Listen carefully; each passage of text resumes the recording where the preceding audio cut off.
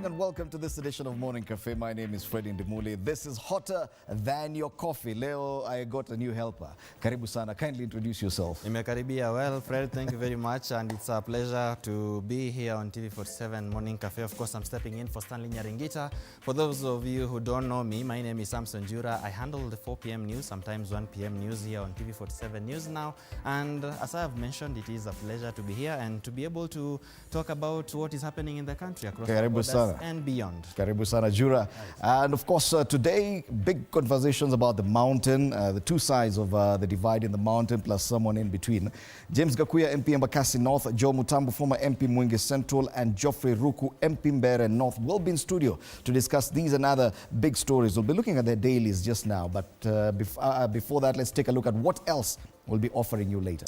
All right, so I'll be handling this. This is health law, matters emergency treatment and detention of patients. Of course, this is an issue that has been dilemma. There's been an ethical dilemma and legal dilemma to it because we know that some hospitals have been known to detain patients simply because of not being able to clear their bills for medical services rendered. And of course, by saying it brings in the ethical dilemma is that doctors have to be paid.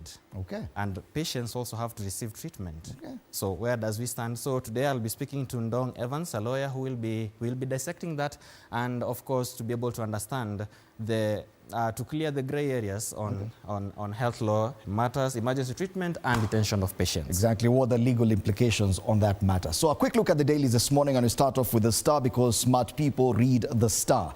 The big headline, this being Tuesday, of course, it's a free copy, so you can grab yourself the free copy, plus MyGov. The pullout from the government is there. How 14 governors grew own source revenue is a big headline on the Star, and we'll be coming back to take a look at this. That's what is headlining on the Star. Jura, People Daily. People Daily. So the big headline is vengeance on judges. Of course, this is because Martha Koome, the Chief Justice of Kenya, had mentioned that the judge who had given a judgment that the police IG. The police to be removed from the security detail of this particular judge simply because Masengeli, the acting IG, had been given a 6 months imprisonment sentence. So hence the title, Vengeance on Judges. And you'll realize this is a big story. We'll be back to take a look in detail at the local dailies. A quick look at the other one. It is the same story on the Standard, Defense of Justice. One side we do have the CJ, Martha Koome, and police IG, acting IG, Gilbert Masengeli on the other. Same story on the Daily Nation. And of course, it's an issue that has been heavily politicized, given that members of parliament have now started taking sides. And of course, most of them are taking the acting IG side. And of course, they are leaders from Western Kenya. They're saying that it's even taking a tribal angle now. Yeah, so in Kenya, ethnicity is something that will not go away for at least for the next 10 or 20 years. We're currently looking at the Daily Nation. I can see it's a Standard on the screen. The Daily Nation has the same headline. And we'll be back to take a look at that.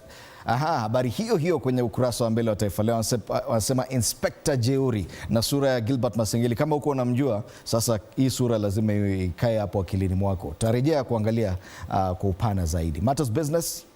Gen Z protest, Treasury cuts tax target by 334 billion shillings. Of course, this is because of the Gen Z protest, where the Finance Bill 2024 was dropped by the President. And of course, we had called for austerity measures in government, and this perhaps is some of the ways in which you're going to live by our means. All right. We'll see exactly what that will mean. Now let's take a look at the regional papers. And we start off in Uganda with the Daily Monitor.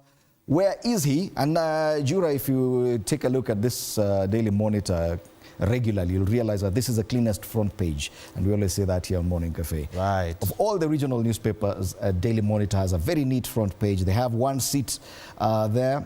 Yesterday, the seat was in Kenya.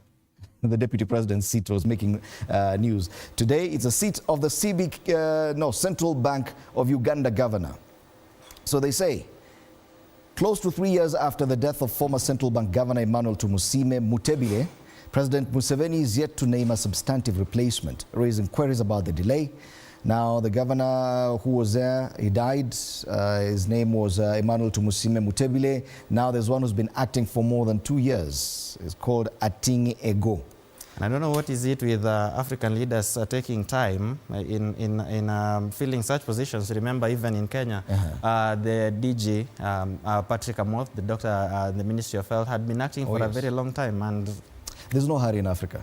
No hurry in Africa. There's no hurry in Africa. Staying in Uganda, let's take a look at the New Vision. It goes with something totally different. Matters oil. IMF predicts economic boom for Uganda. Country to earn 23 trillion shillings. Okay, fine. This is Ugandan money. Don't get scared. 23 trillion shillings more in the first year of production of oil. So local production of oil within Uganda expected to boost the economy of this country. That's a big news there on the front page of the New Vision. Ugandan Airlines opening a second route in Nigeria, also on the front page. And woman disappears for 2 years, remains found in septic tank. Creativity haikuangi nini, what any septic tank. Okay, that's as far as Uganda is concerned. Let's cross over to Tanzania. We have the Mwananchi there. Kwa ndugu wetu wa Tanzania, BAKWATA yataka uchunguzi uhuru. Uchunguzi huru. Not Uhuru, the president. Former president, or Uhuru, the verb in Swahili that probably means freedom.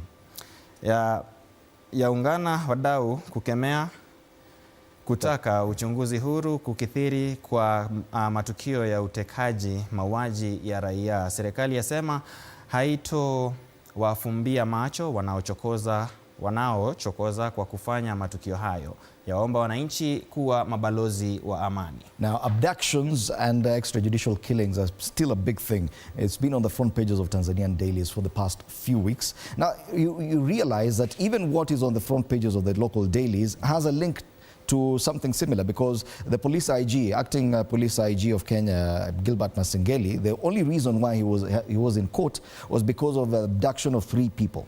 Right. And that is why he had been summoned to court. He never showed up 7 times and he was sentenced. Now he then went ahead to withdraw the security of the same judge who convicted and sentenced him.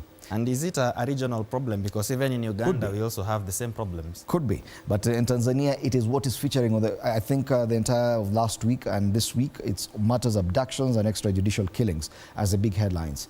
Now that's in Mwananchi. And finally, still in Tanzania, the New Citizen matters business. 488 billion shillings Tanzanian money financing boost for Mahenge graphite project. So a consortium of 3 African financial institutions has signed a facility agreement to provide Faru Graphite Corporation, which is taking the Mahenge graphite project, $179 million in financing. Another story given prominence on this front page. Government confirms participation of reinstated Ngorongoro areas in upcoming civic polls. Yes, I think in November, the whole of Tanzania will be engaging in civic polls. The government has announced that 12,333 villages, 64,000 hamlets and over, and 4,269 streets, including areas that were previously dissolved in Ngorongoro division, will participate in the forthcoming local government elections. And that's a relief for them. Now, these are the dailies, both locally and in the region. We'll be back to take a look at the local dailies in depth. But for now, let's take a look at the weather situation. And we start off in Kakamega today. Nimeenda hapi Kakamega. Okay, yeah, Megata. Let's go to Malindi. Let's take a look at Malindi. Very beautiful holiday weather. As we speak right now, it's 24 degrees Celsius. Promises to be a very sunny day throughout the day up until evening. Highs of 29 degrees Celsius. I think the lowest is what we're experiencing now there, 24 degrees Celsius. This is very comfortable holiday weather, and it promises to persist for the better part of this week.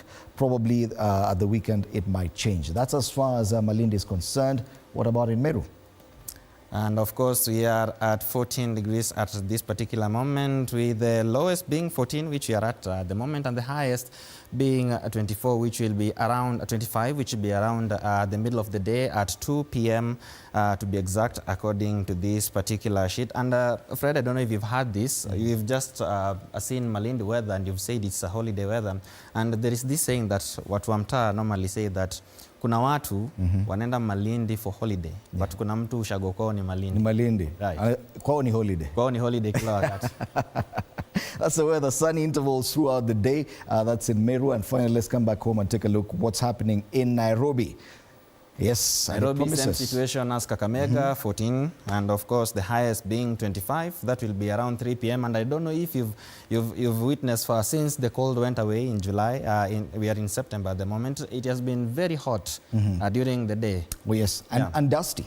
Right. But people are complaining about too much cold. Well, baridi imekusha kusha as we continue taking a look at, and I think we should be beginning the countdown to what do you call it, Christmas. Yeah. It's very interesting. I want to see, because we had hoped to take a look at the weather in Kakamega, just to take a look at what my ancestors are talking about there. And speaking of cold, they say osha blanketi, wacha kusema mambo ya homa. In Kakamega, 16 degrees Celsius this morning. Promises to get as high as 27 degrees. That's quite hot, but chances of showers and thunderstorms later in the evening. So yes, if you're in that western region today, expect that there's a possibility of rain and thunderstorms later in the afternoon. But for most of the day, just like everywhere else in the country, it's sunny weather. That's Kakamega. Hewa ya kumumunyako njuku. Utakurako njuku. Njuku. Well, interesting. We'll be back to take a look at the weather later on at around 6:30 once it starts building up properly. But for now, let's take a look at today in history.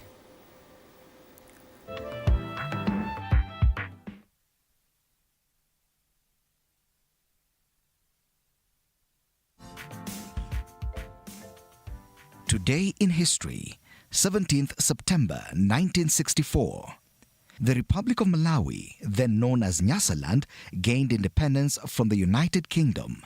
It became a member of the Commonwealth and was led by its first president, Dr. Hastings Kamuzu Banda.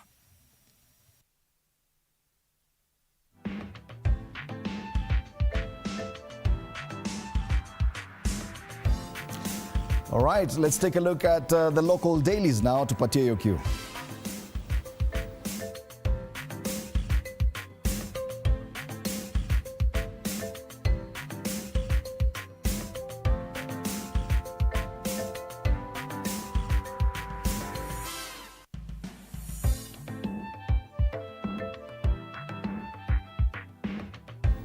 Tuangazie kwa kina zaidi magazeti hapa nchini, and we start off with the Star because yes, smart people read the Star. Today is Tuesday. It is a free copy. It also comes with the MyGov pull-out with it. But the big story on the front page, and this is a different tangent from what the other local dailies are talking about. Most of the dailies are talking about the police IG and his continued defiance of court orders.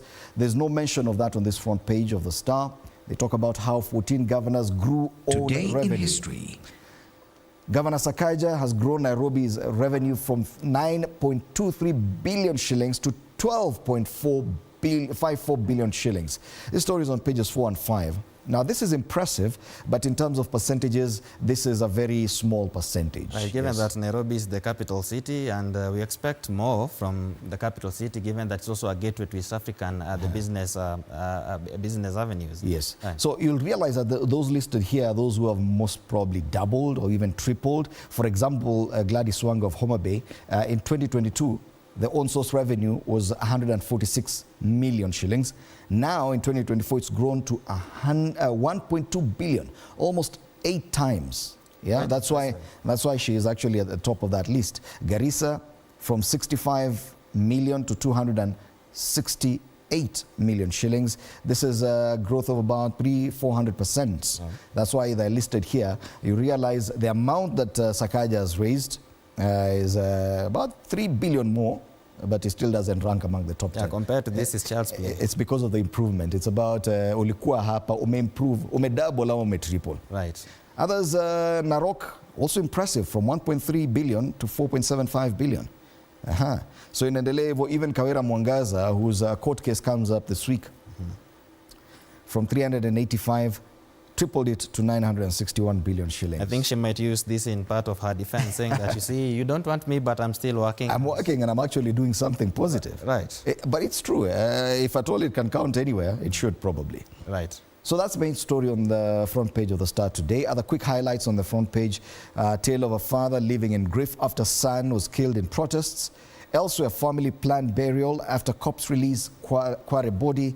And finally, and get this one you should listen to, NASCOP sounds alarm over rising cases of advanced HIV, and many people thought probably we had put HIV and AIDS in our history. Yeah. It is still very much with us, and it's there on the front page. I think it is about time we bring back Kibaki's mantra of Pamoja Tuangamize Ukimwi, the one that he had started when he got into the presidency. Of course, that is when we had HIV being taught in schools and precaution measures and things like that, which greatly reduced the number. Oh, yes. But of course, with stories like this, then people need to be careful. Yes, and that, as you said, that campaign really worked towards reducing the prevalence of HIV, but there is a risk still. Let's take a look at the People Daily now.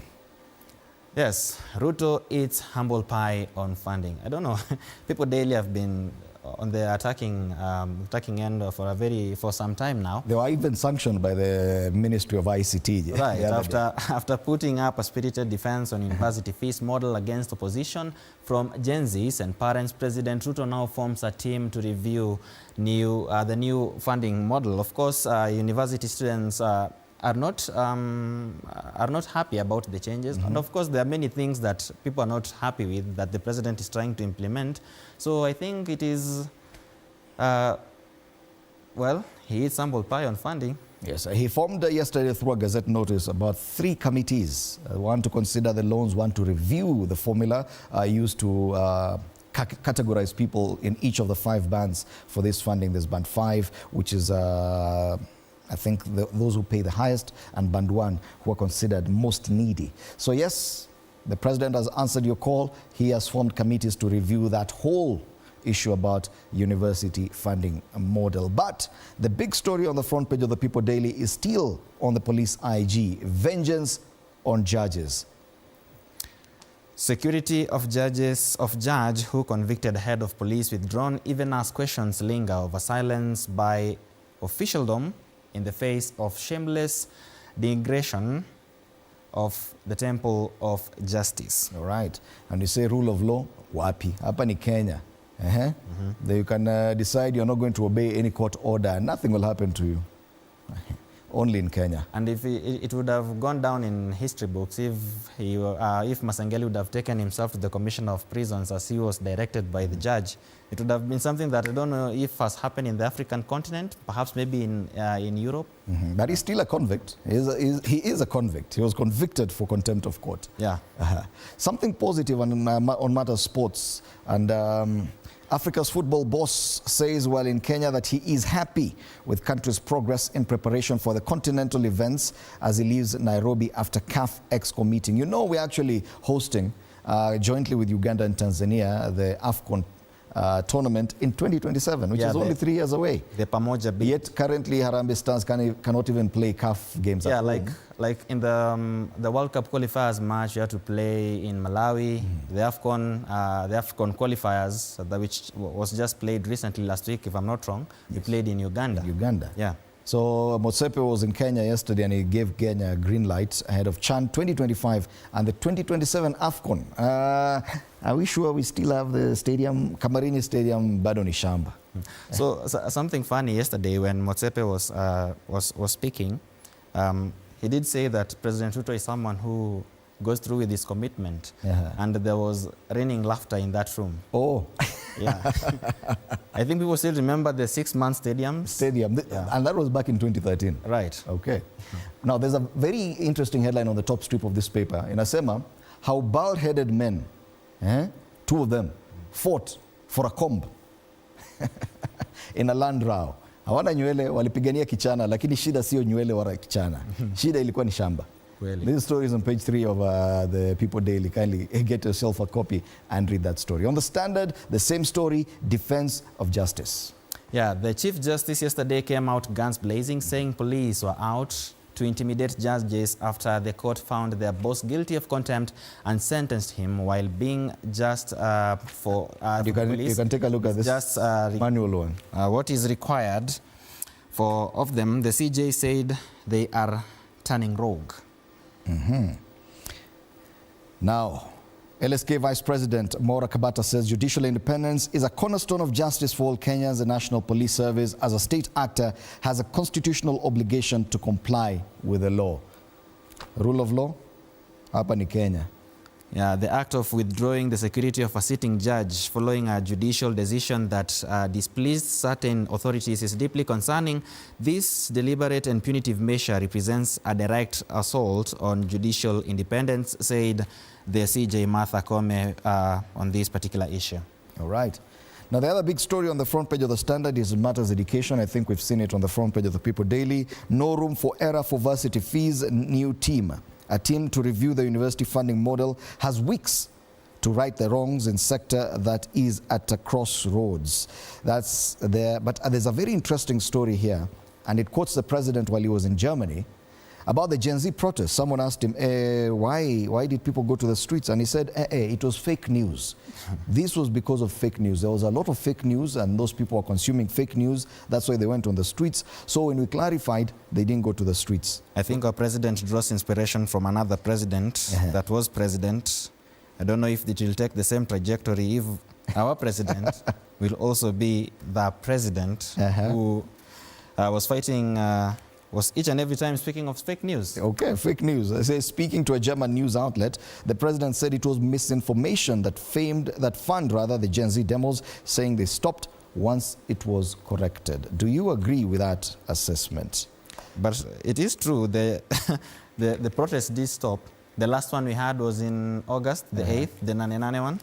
And then there was a correction of the misinformation, then it stopped. Right. And that's the angle. Anyway, on the back page of the Standard today, matters sports. Mbappe bolstering holders Real Madrid's Champions League ambitions as action starts. Yes, a return to the Champions League. So for lovers of the Champions League, I think this week we take a break from local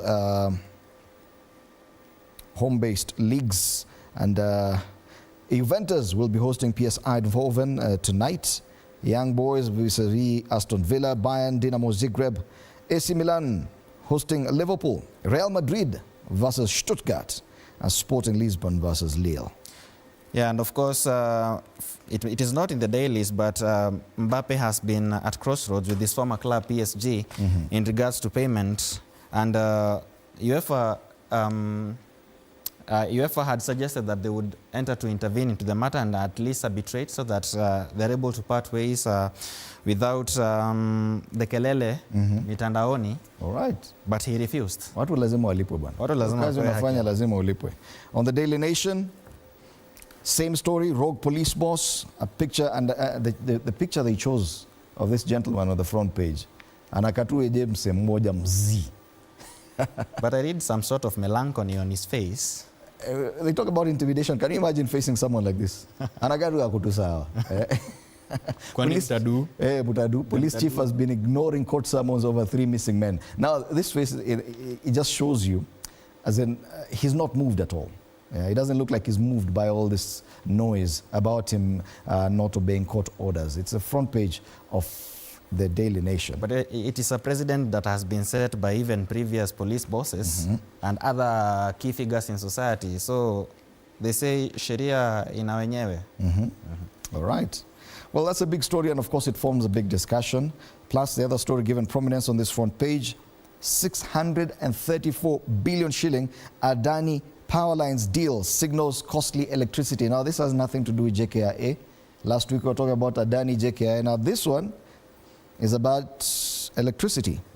And India's Adani Group will seek 634 billion shillings from Kenyans over the next 30 years for building high voltage power transmission lines, setting the stage for an increase in electricity prices. And one wonders, how special is this Adani Group? You give them the deal, the lease for the JKIA, you give them the lease for creating this new electricity grid for another 30 years. And, well, so many questions about the Adani Group. And this one, there is no doubt about it, because even the CS Opio and I had confirmed that it is indeed true. They have a deal with Adani to build power lines in the country. They must be very special. Adani Group must be very special. Yes, Inspector Jeuri ndio habari kuu kwenye ukurasa wa mbele wa Taifa Leo. Anasema yaelekea kuwa Inspector Masengeli. Inspector Masengeli, katiba ni maandishi ambayo yana maana tu kwa raia wa kawaida wala si yeye. Baada ya watu wanaodaiwa kuwa polisi kuteka nyara vijana watatu wakati wa maandamano ya Gen Z na Masengeli kutakiwa kufika mahakamani mara 7 akikaidi amri ya mahakama na hata jaji aliyemhukumu kifungo cha miezi 7 jela kupokonywa ulinzi ilhali ni yeye ndiye msimamizi wa maafisa wa polisi. The irony in this actually would make you laugh. Yeah. Habari zaidi pale, Waiguru wapinga kampeni Mlima Kenya kwa sasa. Kwingineko Nairobi inanuka, Rais Ruto sasa ambia Sakaja. Na kuna bajeti za kule magharibi mwa Kenya, kaunti za magharibi zilifuja bilioni 74. Habari pale kwenye ukurasa wa mbele wa Taifa Leo. Let's finish with business before we take a look at the cartoons. Yes, Adani's 634 billion transition lines deal signal costly power. Of course, you've talked about that in the Daily Nation, and it also is appearing on the Business Daily. As you've said, that is Adani a company that they receive all these superstar treatment here in Kenya. Mega infrastructure deals. Yeah. All right. Gen Z protest, Treasury cuts tax target by 334 billion shillings. Of course, this emanates from the rejected finance bill of 2024, which the executive and parliament is seeking to return some aspects of it. Treasury CS John Badi said this. So why are they cutting 334 billion shillings when that is the exact amount that was to be raised through the finance bill 2024? And another interesting headline here, higher roads levy subsidy cut denies Kenyans relief at fuel pump. Remember this month when EPRA had announced the new tariff, the new fuel prices, of course we didn't see nothing change, only save for kerosene, which had dropped by 3 shillings. Yeah. Wow. Maswala magumu pale. Ukifika ni biashara utachoka akili. As we wrap up this news review, let's take a look at the cartoons today. And this is a cartoon on the Standard. Cartoon on the Standard talks about the President's Council of Economic Advisors. And this, I don't know if they got his picture accurately because I think he has changed physically. But, this is David Ndii. But the glasses are the same. The glasses are the same, yes, they are. So he's the chair, Economic Advisors. And the commentator says that he is another truthful man because he says we will leave Kenya as corrupt as we found it. Yes. I believe this statement he made on Sunday, while he stated he was about to go to church. Anasema we are not here to change anything about corruption. We will leave it as corrupt as we found it. Nyi mujipange. Yeah? Yeah. Bringing us back to Eric Wanaina songs. Mzee alisema hakuna cha bure. That one. Nchi kitu kidogo. Another truthful man. You know the other truthful man who was on the dailies tomorrow. This is a cartoon on the Daily Nation now. Matters this big debate about the police inspector general, acting police IG Gilbert Masengeli. And he's seated on someone's shoulder. And of course, the cartoonist has well depicted the utadu attitude. Well. And the police IG sitting on top of, I don't know who. This is a caricature of the CS Interior. Kithure Kindiki. Yeah. So and the CJ looking up at him, and of course the gravel standing behind her, which. Well. Yeah. Utadu. Wow. Only in Kenya. Finally, on the People Daily, yes, Kenya-Germany labor agreement. There was debate yesterday about the number. And you see our president is very generous when he talks about numbers. Right. 6 months, 2 days, 1 week, amounts, 60,000 jobs, or 160,000 jobs. So he came back from Germany and talked about 250,000 jobs. I'll start with the good news. A total of 250,000 Kenyans will get jobs in Germany. And if you are someone who likes fact-checking, I remember the last time the German official came to Kenya, the president himself stated that 250,000 from every part of the world, not necessarily Kenya. Yes. But now it has turned out to be Kenya. 250. Can you imagine 250,000 Kenyans in one country? Yeah, that will definitely bring a big impact on the economic status of the country, because even 100,000 people employed, you can feel. Who will allow 250,000 people from a particular country to just get into your country? And of course, there have been backlashes, especially from the German citizens. I saw on X someone writing now that your jobs are being stolen not only by illegal immigrants, even with legal ones. Yes. Which means even if we get a chance to export our labor to 250 individuals to Germany, the working conditions might not be on their side. I don't see it happening. 250,000 Kenyans, I think that's a bit of an exaggeration. But according to this cartoon, the German chancellor says, and the bad news is that It's a lie. All right. So those are the cartoons this morning.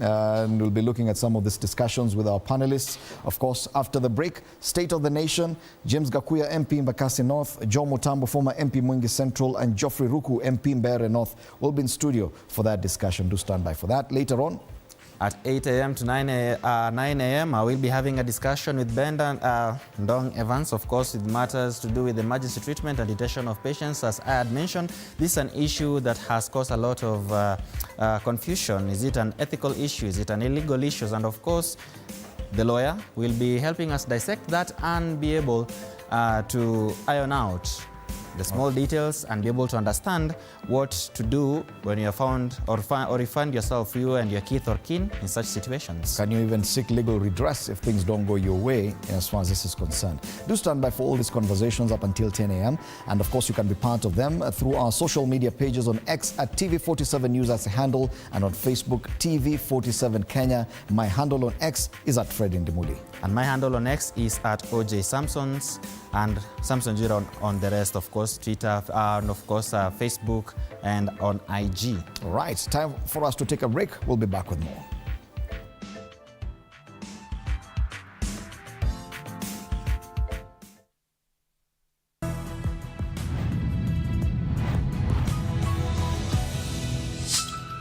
This week's episode.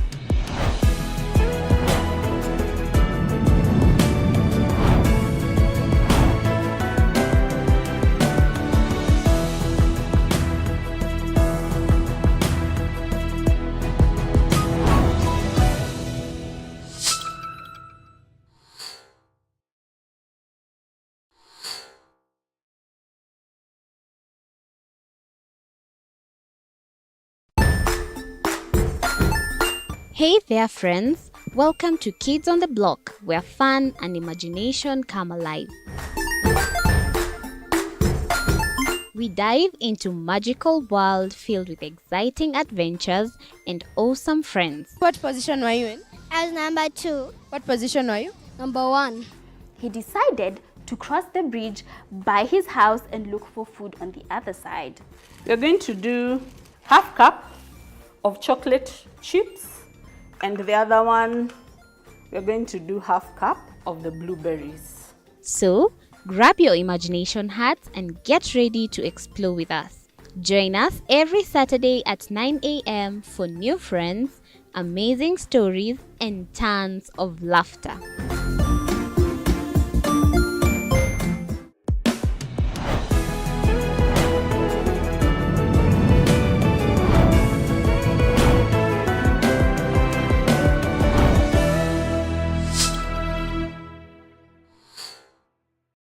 Join us as we explore the journeys of those who defy the odds and break barriers. We dive deep into the stories of triumph. Sometimes when parenting a child with a special need or whatever disability, family life becomes a bit complicated and you may end up raising the child on your own. Here, we inspire. I have a farm which one we showcase with other dyslexic youths and autism how to farm. Motivate. It's never easy, but what we do, the best thing is to work with another parent who has an elder child than yours. And break through the barriers one story at a time. Push your boundaries beyond the limit. Saturdays at 8 p.m.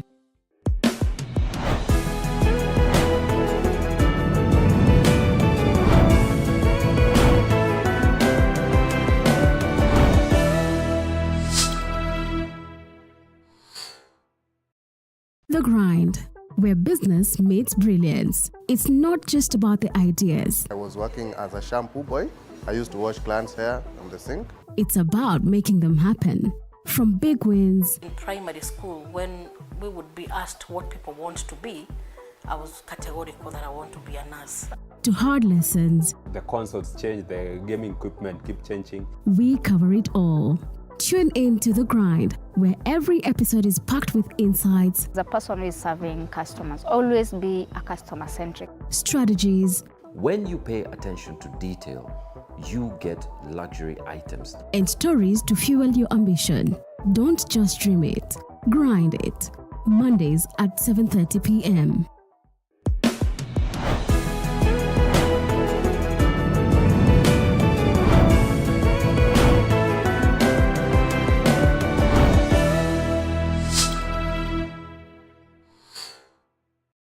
Jiunge nasi tunapoangazia safari za viongozi bora.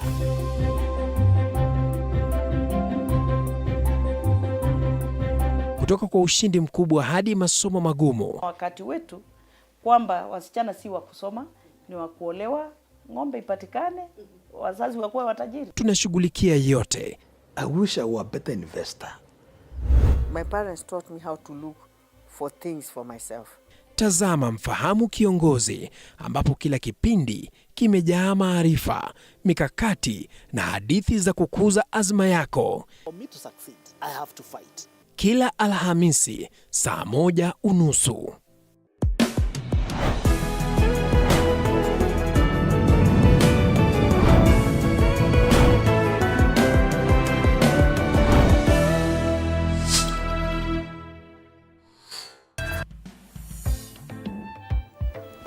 All right, welcome back. You're watching Morning Cafe on TV47 with me, Fred Ndimuli. Time for us to take a look at the state of the nation.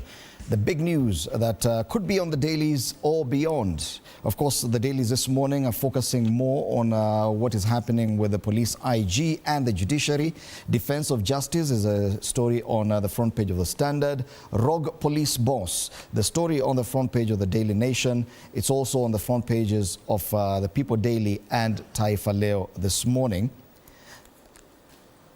We also continue to take a look at the 2 years of President William Ruto's administration, and we'll be talking about that and a lot more with my panelists this morning. Allow me to introduce James Gakuya, who's one of our panelists, MP for Embakasi North. Bwana Gakuya, karibu sana. Thank you. It's good to have you in studio, even as we expect the other panelists to be joining us on set. The big story, of course, is about what's happening with the current police boss, the Acting Inspector General of Police, Gilbert Masengeli. He is on all the front pages today, and not very friendly adjectives used to describe him. Rogue police boss, intimidation, arrogant, impunity. And yesterday the CJ, Chief Justice Martha Koome, came out to condemn these actions by the police IG. Now, Bwana Gakuya, even as a parliamentarian, we've been talking about adherence to the rule of law over and over again. Now, when you see a senior state officer at the level or rank of a police inspector general brazenly disobeying court orders and going as far as withdrawing the security detail of the judge involved in his case, what does that make you feel?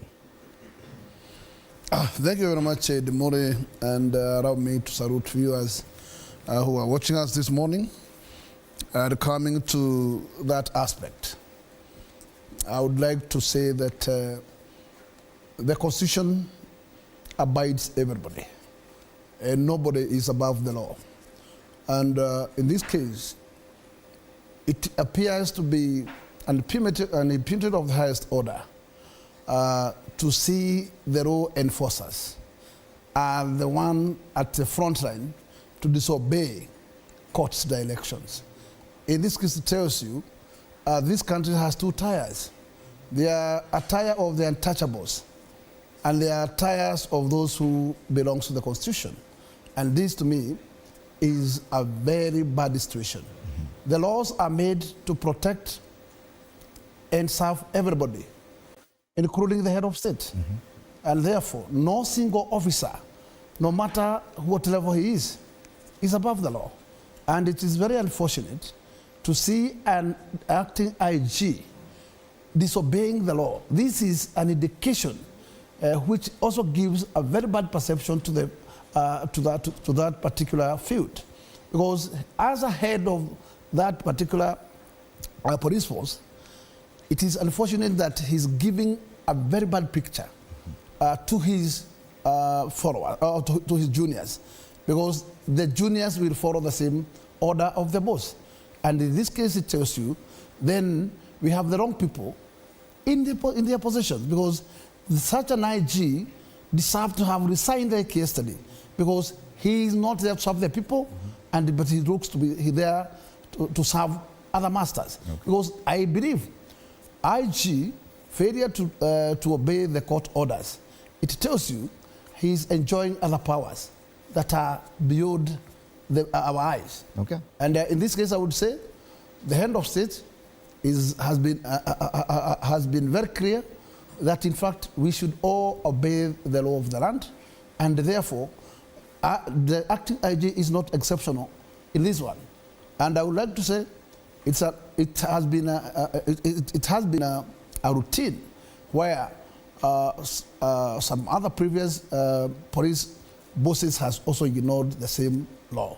And this is totally unfortunate, because a law enforcer must be the first person to obey the law, because they are the ones who implement it. Okay. And with the knowledge that the judiciary is probably the last line of defense for any Kenyan, seeking legal redress, seeking intervention, when we see blatant disregard of the judiciary and its orders, where does that leave the normal Kenyan? If at all you know that the police cannot be called to order by the judiciary, then where do you seek redress? Where do you seek a relief as a normal Kenyan? In fact, this kind of disregarding of the law is clearly creating a very bad image, considering that any other Kenyan is supposed to obey the law, and the same IG is the one who takes charge for such a law implementation. That's why I'm saying the country must not be seen as if they are untouchables, those who cannot obey the orders of the court. If the law enforcers takes orders from the court to take action to those other law breakers, then they should be the first one to take charge of obeying the laws in the direction of the court. Okay. And that's the only way that we can have a balanced equation in this particular area. Otherwise, we cannot stand here to say the laws are created for only this other society. The law is created for everybody, to serve everybody. And by the way of this kind of behavior, it tells them the police can do anything and nobody can touch them. And you know, this particular ego is there because this boss knows no single junior officer can dare to arrest him. And therefore, that's an impunity of a kind. And this is a very high disregard of the law. If you look at the cartoon on the page 15 of the Daily Nation, and I'll ask my director to put it up, it's a caricature of what's happening in that debate. And we have three people. The fourth one, I think, is just the courts and the orders they issued. We have the Chief Justice on one side, having made the pronouncements she made yesterday. Then we have the acting police IG, but this time he's seated on the shoulders of someone else. And this is a caricature of the CS Interior Kithure Kindiki. And the IG says, well, and I think it's only that they could not add the utadu, that kind of arrogance. And allow me to bring in into this conversation Bwana Geoffrey Ruku, MP Mbeere North. Karibu sana. Now this debate, the cartoonist here appears to have dragged Professor Kithure Kindiki into this debate as a CS for Interior, and there seems to be some blame going towards Bwana Kindiki's direction in the kind of action that the police IG has taken. Do you agree with that probably the Interior CS should intervene at this point to stem this wave of arrogance from the police service?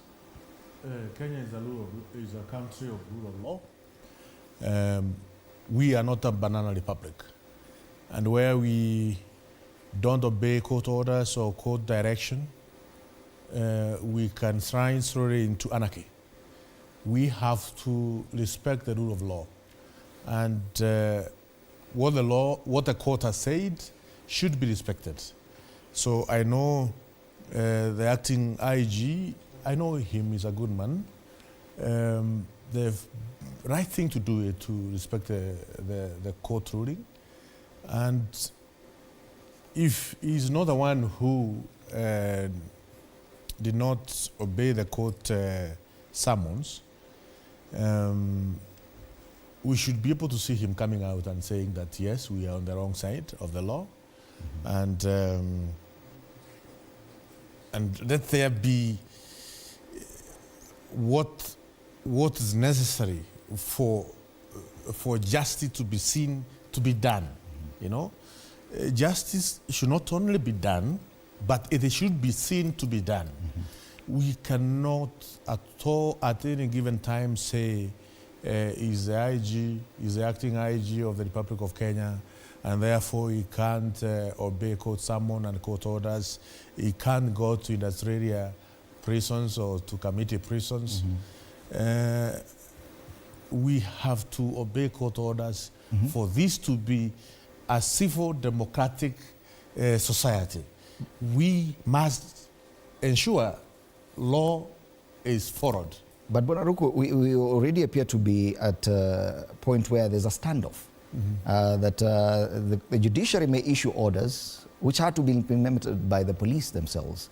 Now, it's the police IG this time round on the receiving end. And you can see what they've done. The security detail, which is offered by the police themselves to some of the judges, has been withdrawn from this particular judge. And one wonders, is there a remedy to such kind of a standoff? It's the wrong thing to do. The judges have a right to have security. We saw the other day a judge was shot and she died in court because the kind of cases they are dealing with on a day-to-day basis are very serious matters. Matters which are risking, which can make someone to be shot, to be killed, to be armed. So they should be able to enjoy security throughout the day, throughout the night, so that they can be able to execute the mandate as judges in our court in the most appropriate way, effective way, efficient way, without fearing for their lives.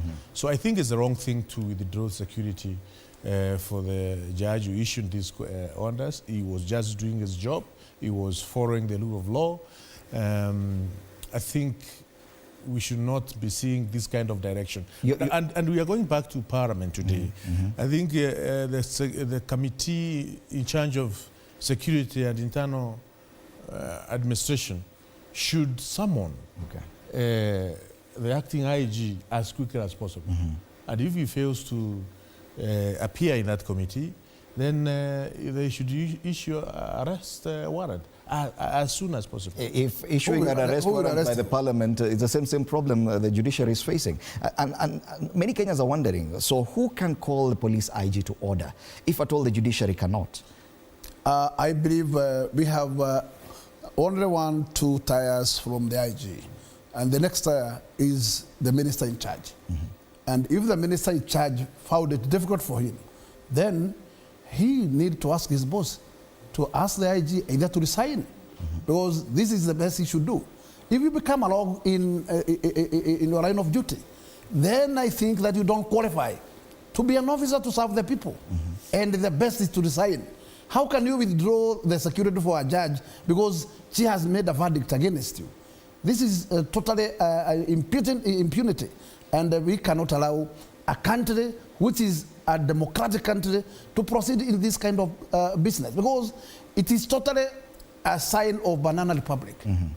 And if we have to trust the police service, then they must align themselves to the law. Okay. Do you agree that that's the best remedy, that the CS Interior and the President probably should come in at this point? I have seen police work in a nation like Israel. The extremely powerful force.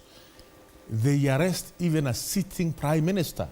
They arrest anybody regardless of your status in the society. Once the orders are issued of arrest, regardless of who you are, whether you are the Prime Minister of Israel, regardless of your position, you will be arrested and taken to police station, taken to the judicial justice administrative system to go through the process of prosecution. So we should not encourage a culture of where that you are senior in a high position in government, that you can't be arrested. If you are on the wrong, if the judgment has been made, you have committed a crime. You are supposed to be arrested. Yet we have a very powerful constitution, and you said yourself that this is not the first time we've seen senior police bosses defy court orders and in contempt of court. Yet we've not seen any one of them punished. Is it a loophole in our laws? Is there a lacuna, probably a lack of a provision in the constitution on how to deal with such a matter? Because yes, the police can actually become very powerful. Yes. If at all there are no proper controls, that's a problem in itself. That's true. Probably we need to check on the laws which are guiding the police service properly to see whether they can be calibrated in such a way that such a thing will not happen again in future. Because for sure, we need to ensure our country respects the rule of law. That's the only way we can have a thriving democracy, a thriving economy. The investors need to know that when they bring their money here, the rule of law is respected. They can be able to be certain that in case having issues, police will be there to protect the rule of law. But where we know that senior police officers they are not subject to the law, the only person who cannot be arrested in office is one in the Republic, the president, when he's in office. But when he's out of the office, whatever the crime he committed, after office, he will be prosecuted. So let's not create a culture where we do whatever we want to do because we are senior in our positions, which we have given in trust by the people of Kenya. And talking about the president, last Friday marked the 2 years since he took oath of office. One of those things he promised is that under his administration, the rule of law will be followed to the letter. Now we're seeing the police IG who has been appointed, or acting police IG who has been appointed by the president himself, blatantly disregarding orders of the court. And this is a direct promise that the president made to Kenya. As we continue looking and trying to gauge the president's scorecard in the first 2 years of his administration, that could be seen as a failure on his part, Bwana Gakuya. Of course, an acting IG or an IG is an appointment of the head of state. And therefore, he have a duty to make sure that the law applies to everybody, including his highest office appointees. I don't think there is anybody above the law, including the CS and anybody else. And as my colleague has alluded to, even the head of state has only a protection by the law when he's in office. And I can tell you, this is one route that is weakening our institutions. Because if the courts cannot be respected, cannot be honored, and they depend on police to implement, then you are telling us the country is moving to jungle. And that is which we are going. The head of state should work and move very speedily to make sure that he seals that gap. And he should not allow such an officer to be in the office, an officer who cannot respect the law. And let me tell you, it does not require a science to deal with this matter, because the person has been summoned twice and thrice. He has totally disregarded, and he has been, the fact has been made, he has been sentenced, and nobody can be able to arrest him. And you will find a situation where this fellow, even after he exits from the force, nobody will follow him. Why? Because if you fail to respect the law, when you are in office, even though you are who or who, you should be followed by the same law when you are away. But I don't think that, in fact, you are supposed to be allowed to serve the people of Kenya even a single day if you cannot respect the law. Okay. Yet we look at 2 years since President William Ruto took over. He appointed immediately a police inspector general then. 2 years later, less than 2 years into his administration, he was forced to let that police inspector general go. Now he has appointed an acting IG, and there's still problems in that sector. This says a lot about the choice of leadership of the police service and also about the president's handling of the security sector, don't you think? I think police service is not... well, first of all, we have to appreciate the fact that they have done a good job so far in terms of securing the properties of Kenyans and lives of Kenyans across the boundaries of the Republic. It's a very difficult job to give your life in line, you know, during the day and during the night. We know many police officers have lost their lives protecting Kenyans. And we say thank you for the service which they have been doing so far. But having said that, there's still a lot of work which needs to be done as far as police service is concerned. We have police service, what do you call it? Police Service Commission, and we have independent Police IPOA. I think we need to calibrate IPOA, the law which instituted IPOA, need to be, to be looked.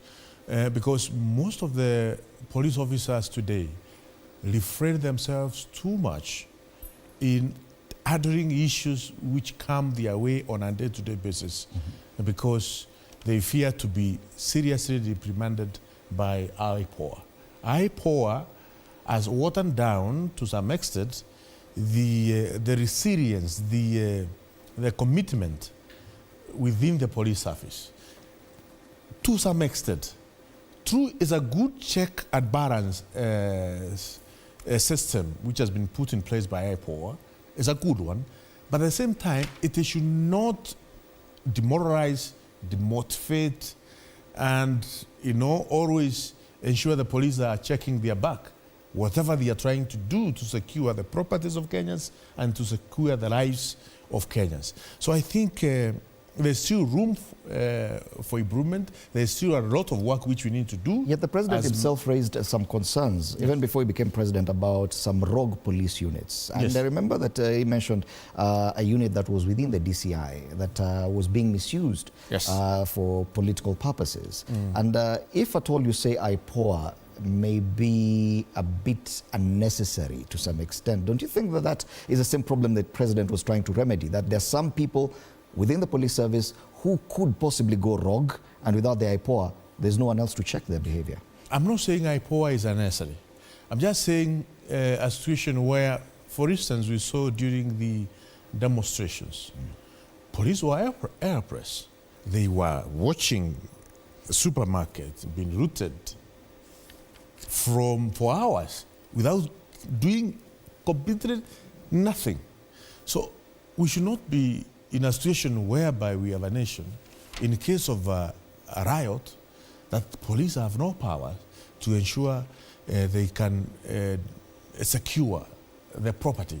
Because the main purpose of police service is to secure lives of Kenyans, to secure properties of Kenyans, and to maintain law and order.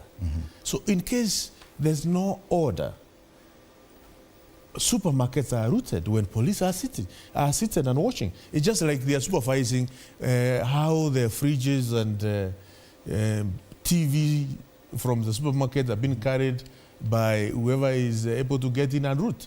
I mean, we should be able to have a proper check and balance to ensure, yes, we will not have rogue police units because extrajudicial killing cannot be accepted in Kenya.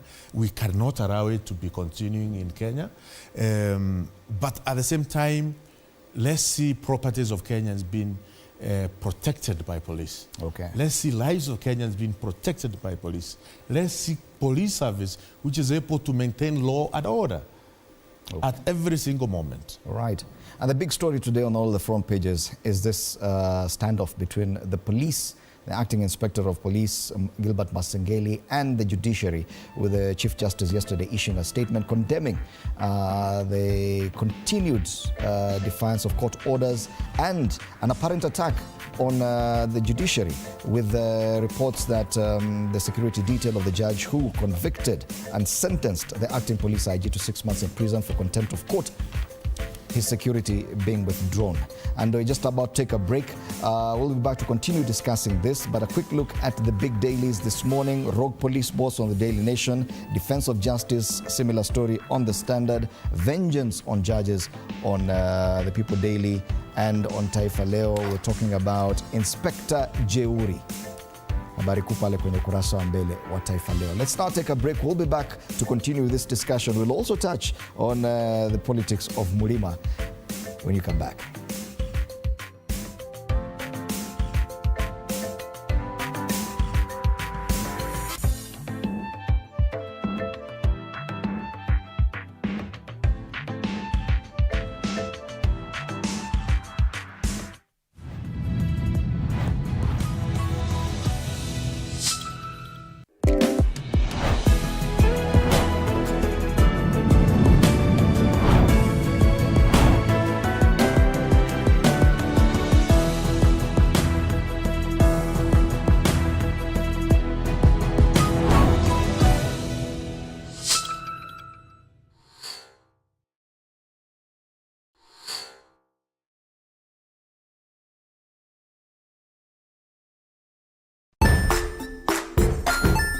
Hey there friends, welcome to Kids on the Block, where fun and imagination come alive. We dive into magical world filled with exciting adventures and awesome friends. What position were you in? I was number 2. What position were you? Number 1. He decided to cross the bridge by his house and look for food on the other side. We're going to do half cup of chocolate chips, and the other one, we're going to do half cup of the blueberries. So, grab your imagination hats and get ready to explore with us. Join us every Saturday at 9 a.m. for new friends, amazing stories, and tons of laughter.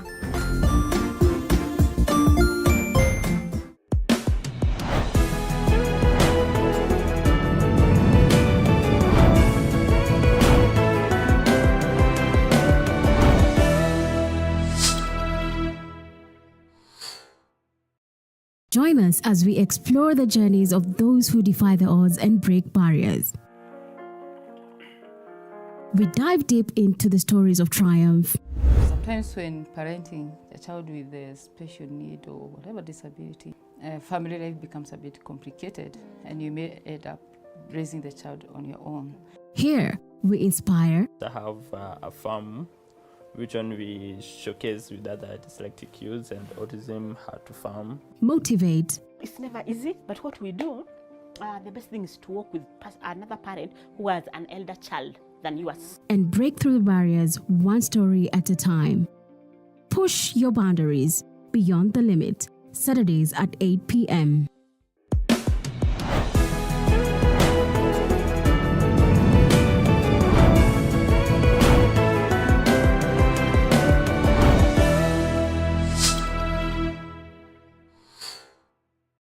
The Grind, where business meets brilliance.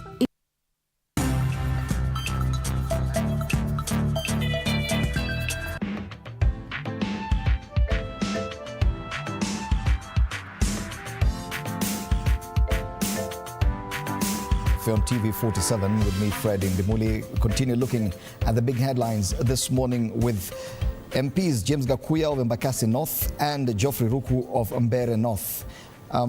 Today, incidentally, the National Assembly returns from a one-month recess, and they'll be dealing with a lot more. They're back with a full intro, including on the reconstitution of IEBC. We'll be mentioning that as we go along. We continue as well, and this theme will continue till the end of the show, as we continue looking at the scorecard of President William Ruto's first 2 years in office. But for now, I want us to move to a different topic. We'll keep on going back to the president's 2 years in office and your return to parliament, because I think that cuts across. There's something that has been very interesting over the past few weeks, and it played out again at the end of the weekend in Nyeri and Kirinyaga. Last week we saw a lot of actions happening with that Nyahururu declaration. Before that, we saw Geoffrey Ruku here read a statement on behalf of 21 members of parliament or elected leaders from one part of Mount Kenya as well. And I want us to focus on that for a little bit. Now, we see this shift within the Mount Kenya region with elected leaders now coming out and taking a stand and saying where they stand and who they stand with. The debate up until now has been that there should be no regional politics. This returning to regional blocks has been criticized, has been demonized, yet now we see that the kind of statement you read was talking about a leader that you will be dealing with from the same region. That was on one part. A few days later, we saw another group read out a statement, about 48 members. Same thing, talking about in this region, we will be going with this person instead. Are you not going back on the same thing that you said you will not go for? You've been criticizing the Deputy President for talking about unity of a region. Isn't this what you're talking about, unity of a region as well, but in a different way? If you look at the Standard, page 10, it talks about the marking scheme has changed. Today's reality is not that of 2022. We will be going to election 2027, and all of us who have been elected will be subjected to a fresh debate. And the marking scheme will be, what is this you have done to better North? We elected you, and you promised that you ensure our roads are tarmacked. We ensure our houses, our households have electricity. We will ensure there is tap water in our homes. We will ensure we have irrigation water. What is this you have done within the 5 years we have given you? We will not go to the people of Better North and tell them that we have delivered you a kingpin. We have united as one people. That's why you need to re-elect me back to Parliament. They will not listen to such kind of, Isn't that what we're hearing from your statement and that statement from Nyahururu? The thing is, politics, according to Ernst Morgenthau, in his book Politics Among Nations of 1979, defined politics as allocation of resources authoritatively. What we are saying is we have seen huge projects being allocated resources from the west, but the east part, the western part of Mount Kenya, but the east part of the mountain. Okay. And I have no fear whatsoever saying this. The east part of the mountain, from 1963 to now, over 60 years, we are still lagging behind in terms of tarmacking of our roads, in terms of water connection in our household, in terms of electricity connection in our households. So we need a leader who is going to ensure we achieve this. We don't need a leader who will create discord and conflict with a government who should be giving us this kind of projects. The question is, we decided as elected leaders from Mount Kenya East, enough is enough. We cannot take this further. What we need, we have only 3 years remaining. And we have to deliver to our people the project we are talking about. Yet the president was in your constituency just a few weeks ago. Yes. One wonders, why do you need another leader as a go-between between you and the president when the president has been so present physically, even in your constituency? The president came to our constituency after that, he went to Mombasa, he went to Western, he went to Nyanza, regions which were not supporting him in 2022 during the votes. We have lost 30% of our government. We are likely to get projects reallocated to Coast, to Nyanza, to Western, because President has made fences with those people. He has ministers in his cabinet from Coast, from Western and Nyanza. So am I going to sit and see roads which were supposed to be tarmacked in Bere North, in Tharaka, in Meru, being reallocated to Nyanza just because there is some disagreement somewhere within the government? No. Politics is about allocation of resources authoritatively. Are you saying that the position of the deputy president in government, who is a senior most ranking individual in this government from that the larger Mount Kenya region, can no longer guarantee those projects in your area? That probably due to the politics at the highest level, that the deputy president is no longer able to guarantee that those kinds of we saw yesterday the person we said is going to moving forward to be the link between Kenya Kwanza government and the region.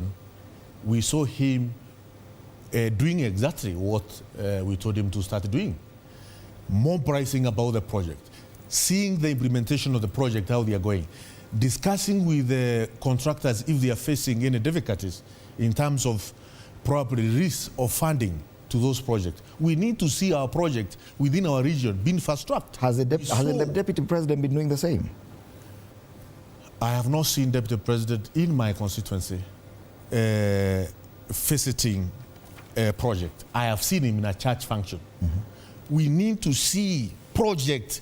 We will be telling our people water, electricity, tarmacking of our roads.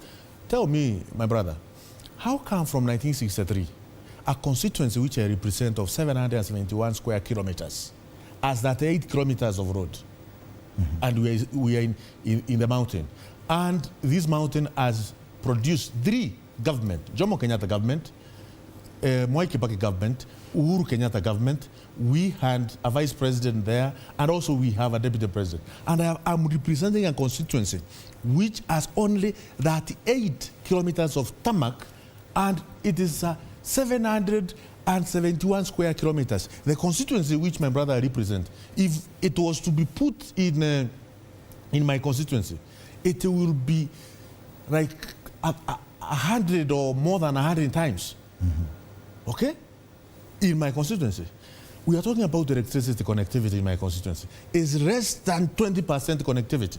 I have 684 villages in my constituency who have never seen power.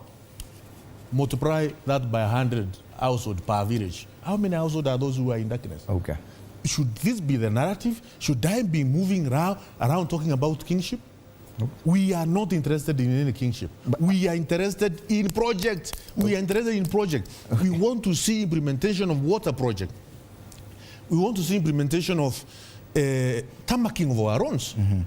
771 kilometers. How many years will it take to get to 300 kilometers? To be a half of my constituency? Bwanagakuya, this narrative we've just seen over the last 2 weeks is about projects. The narrative before that was about politics of the nation.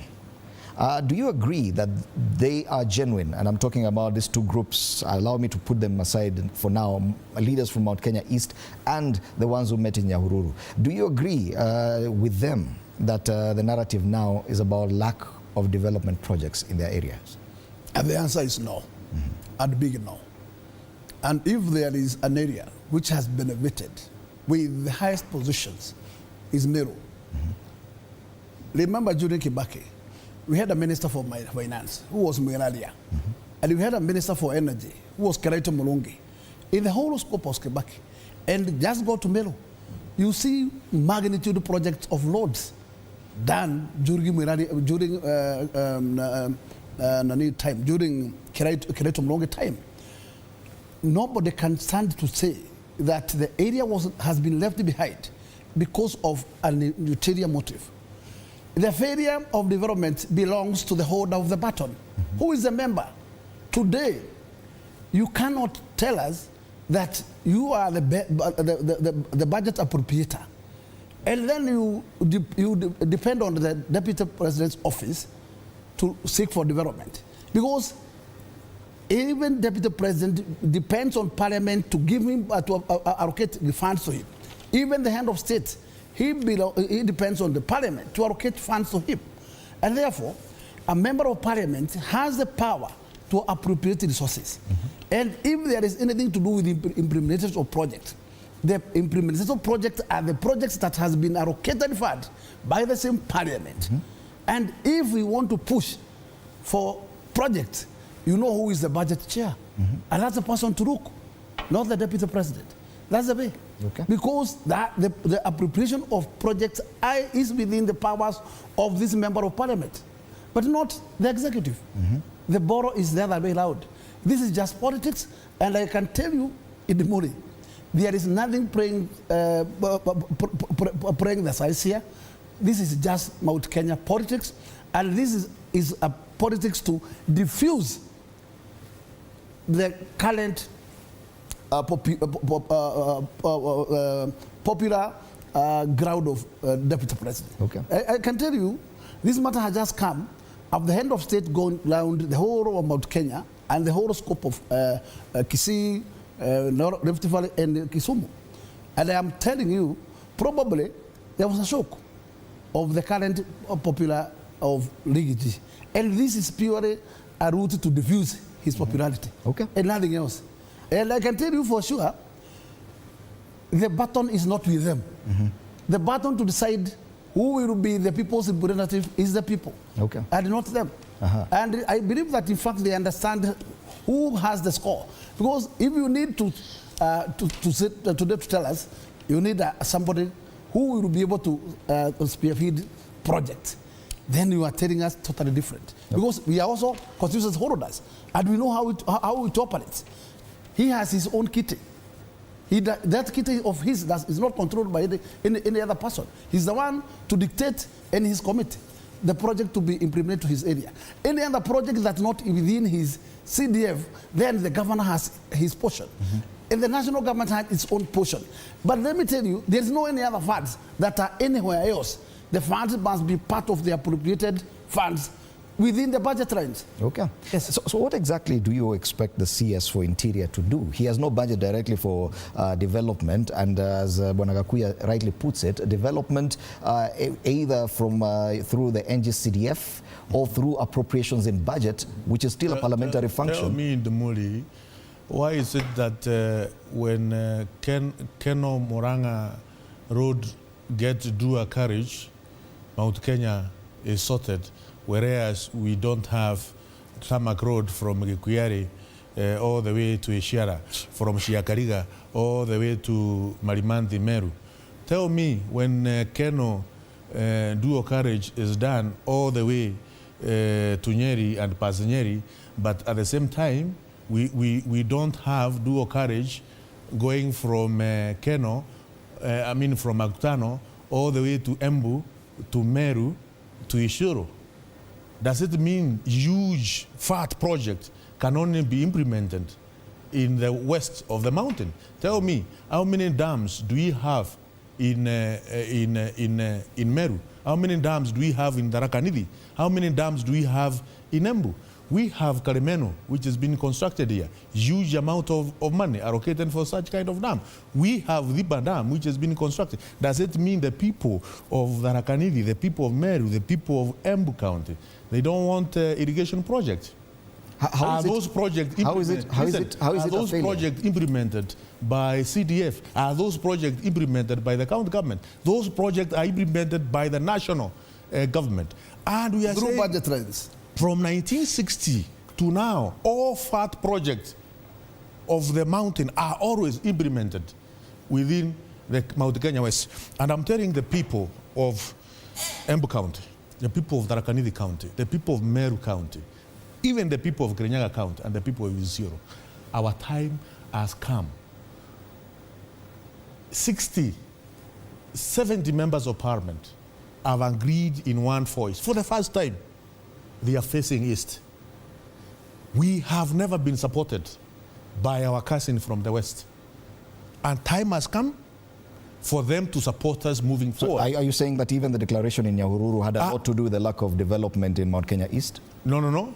No, that's a different thing. They're only saying, yes, also they need a different project. That is their business. to know the kind of project they need, but they want proper coordination of the government project within the area. And the person who they think that they can coordinate the implementation of those projects within the area is Professor Kidiki. Okay. The same case we have decided as the people of East. Okay. So, and 70 members of parliament in Demuri cannot be, their mind has gone nuts. Whatever is happening between the president and his deputy is out there in the public domain. The fact that there seems to be the previously cordial relationship is no longer there. We see that even when the president is in Nyeri, his deputy is not there with him. There was an empty seat right next, and that said a lot, that the deputy president was not even at the airport to meet his boss. Are you saying that what you're talking about has nothing to do with the wrangling within the presidency, between the president and his deputy? Or do you agree that disagreement between the president and his deputy also contributes to the kind of sentiments you have now? Idumiri, 25th of June this year, it was a turning point of this country. Kenya Kwanza government was almost going to, you know, Kenya was going to the dogs, almost. It was a turning point of this country. We have seen the president going around the country and at the same time holding town hall meetings, explaining what this government is doing. Deputy President is the principal assistant of the President. We should be seeing more of the Deputy President explaining what the government is doing, what the government is, the programs which the government is doing to the people, you know, through such kind of meetings. Can you imagine the effort which the President is trying to put in place? That you have spent the whole day in 3 counties. You are flown to Mombasa in the evening. You have a session of about 2 hours or so with the people, interacting with the people and the leaders there. Then from 8 p.m., you are in a town hall explaining, answering questions to Kenyans. Because the communication of what the government is doing, the voice which can be trusted by Kenyans, is not coming out. So, President is carrying the entire burden of running a government, communicating what the government is doing, and he has a principal assistant. So I tend to think that we need to help the president.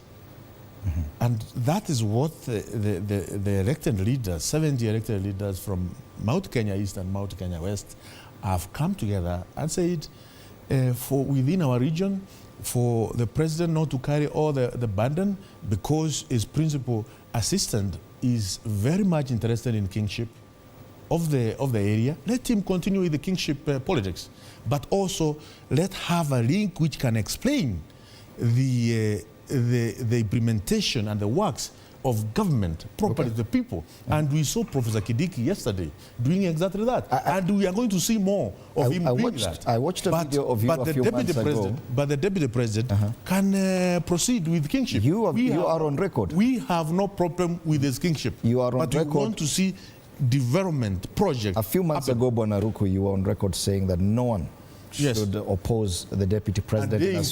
And they in politics. What changed? And they in politics, it can be even like 100 years. Yes. Something changed. And they in politics can be... A lot changed. A lot can change. Yes, I've answered your question. Okay. Yes. Bwana Gakuya, what is the challenge the deputy president is facing? And because you seem to understand exactly what's playing out. Paint a picture for us. He may say it's about development and other things. Paint a picture. What is the challenge the deputy president is facing? In as far as these things of being a principal assistant to the president, especially in the Mount Kenya region? First and foremost, let me say that, in fact, we all live here on earth. None of us lives in the universe. And therefore, we understand the daily outcomes of our daily scopes. And politics is not something to hide because it's open. And we have seen a clear disconnect between the head of state and his deputy. I don't want to dwell too much on their division, but it is very clear that there was a bad motive direct to the deputy president, and also that bad motive is what created his wake up and start now asking his Murima community to start farm. One, you are the deputy president, but there is another team which is parallel, campaigning all over. And by that time, we could be able to identify a team heading to Murang'a, Kiharo, and making a pronunciation. At this time, it was not east or west. It was now the element to do with Nyeri politics, Kiambu politics, and that's where the heat started. Because that there was a pronunciation that, yes, this time around, we'd like to see a situation where in 2027, we want to, the head of state should change the hair to Dede Nyoro, so that Dede Nyoro can now serve for Murang'a for a term, because Murang'a has never been part of it. And then therefore, 2032, we shall decide. If you, as a politician, you must also ask yourself, where could this kind of heat coming from?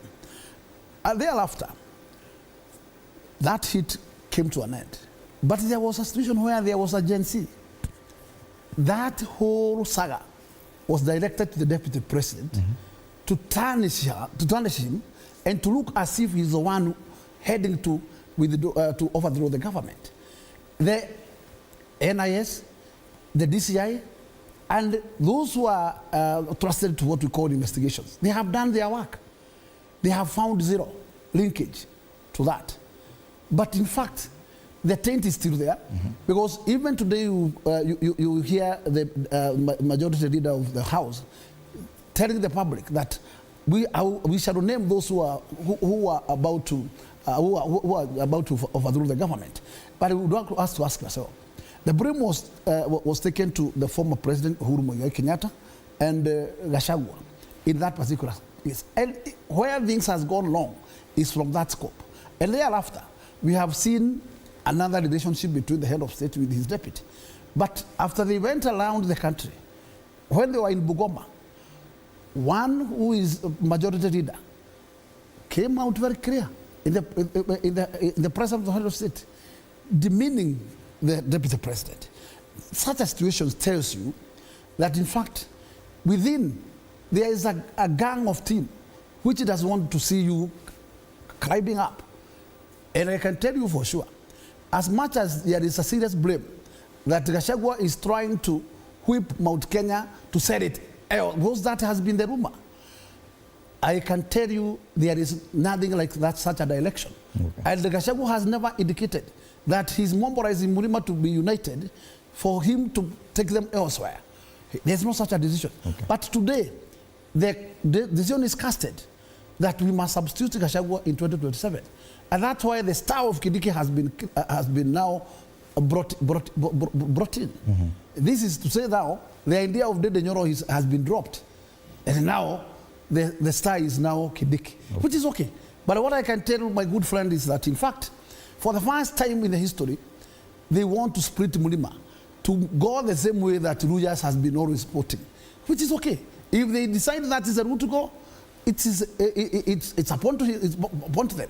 But who will be the loser at the end of the day? The split, that split, it is a trap.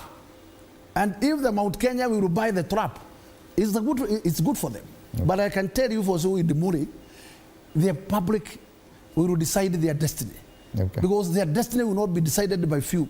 And whether there were 70 or 60 members of parliament, they must also understand the Mount Kenya has 11 governors. The Mount Kenya has thousands of MCAs who are people's representatives.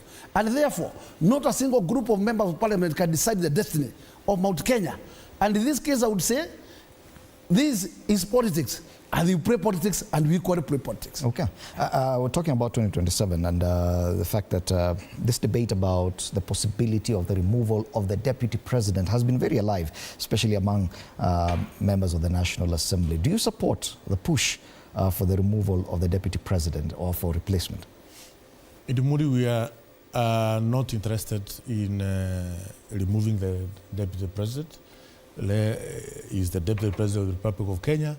He has an in office. The movie just the other day, you listen to the speech of the majority leader. I've listened. He was asking the head of state, Atijiriris, okay. to shake away the snake from the government. I've listened. What is the interpretation? I've listened to what I'm saying, from where I sit, I don't speak for Kimani Ichung'wah. Do you agree with the sentiments that... From where I sit, we are not interested in impeachment or removal of the deputy president. Let the deputy president continue with his campaign of kingship. But now what we are saying is, we who come from the east, Mount Kenya East, that is Embu County, Tharaka Nithi County, Meru County, and I have heard also Kirinyaga has joined us, and Isiolo County has joined us. We have decided with one voice, moving forward, we have enough votes which can decide our political destiny independently. Okay. And these votes we have are enough to be rewarded through implementation of the project which we want. Are you interested in ensuring that one of your own, Professor Kinduki, become a deputy president? Oh yes. Come 2027. Why not? Politics is about if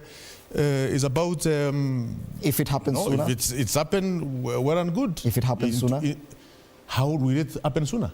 There could be an impeachment, even whether or not you support the it. The issue of impeachment, it is not anywhere on my table, and I will not advise as we go in that direction. But what we are saying, moving forward, Mount Kenya West, our brothers, our cousins from Mount Kenya West, they have taken us as voting machines from 1963 up to now. Moving forward, we are going to determine our own political destiny independently as a people of Mount Kenya East. Okay. Now, this position of deputy president, with the current dynamics in politics, with the broad-based government, there's the Western Kenya Axis, the politics of who becomes William Ruto's running mate come 2027 is going to be a big and real one. There is a serious talk that the Western Axis is interested in the same position. Luo Nyanza, Western Kenya as well. Don't you think that a split in the Mount Kenya between the East and the West disadvantages the region from getting that position of number 2? My brother Idumori, so long as we are able to get our dams, we are able to get our roads, we are able to get a dual carriage from Makutano all the way to Meru, both ways. We are able to get tarmac road of Shiakariga, Marimanti, Mukodhima going to Meru. We are able to get tarmac road of Gekuyari, Momenje, Kerie, Shiara. We are able to get tarmac of Keretire, Isako, Kiambere. We are able to get water connections. We are able to get electricity in our community. Imagine, I have 3 dams which generate hydropower in the Republic of Kenya. But my constituency is in darkness since 1963.